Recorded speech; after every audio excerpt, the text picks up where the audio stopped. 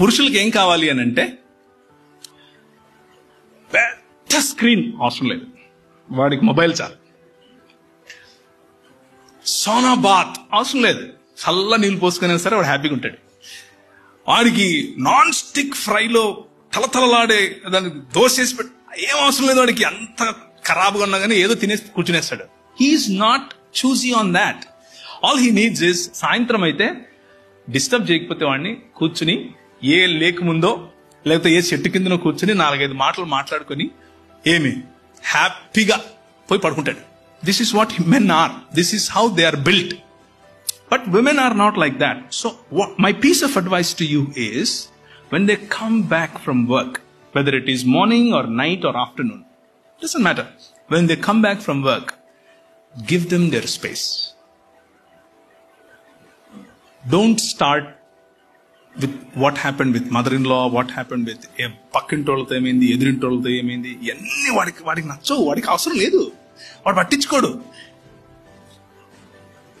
వాళ్ళకి అవసరం లేదు. అవి మీకు అనిపిస్తుంది these are the most important things of life world అనిపించచ్చు మీకు, వాడికి అవసరం లేదు అది.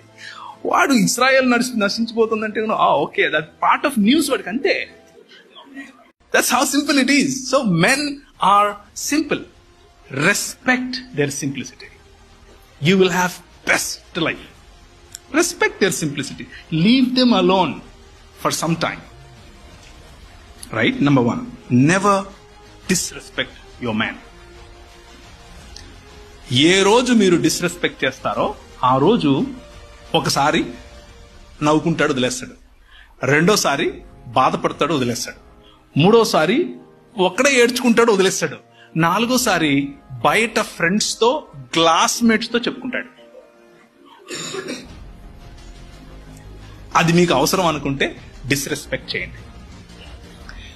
మీ డిస్రెస్పెక్ట్ ముఖ్యంగా if you do it in front of your children, what you're doing is you're weaponizing your children. మీ పిల్లలను వెపన్స్ గా వాడుకొని మీ హస్బెండ్స్ పైన మీరు సాధిస్తున్నారు.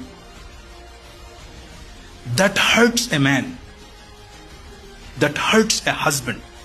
ఆ స్కార్, ఆ హర్ట్ మీరు తీసేయలేరు. If you use your children and disrespect goes into your children, then that man feels he is worthless. You are killing character of that man. You can never make his man out of your man. If you disrespect your husband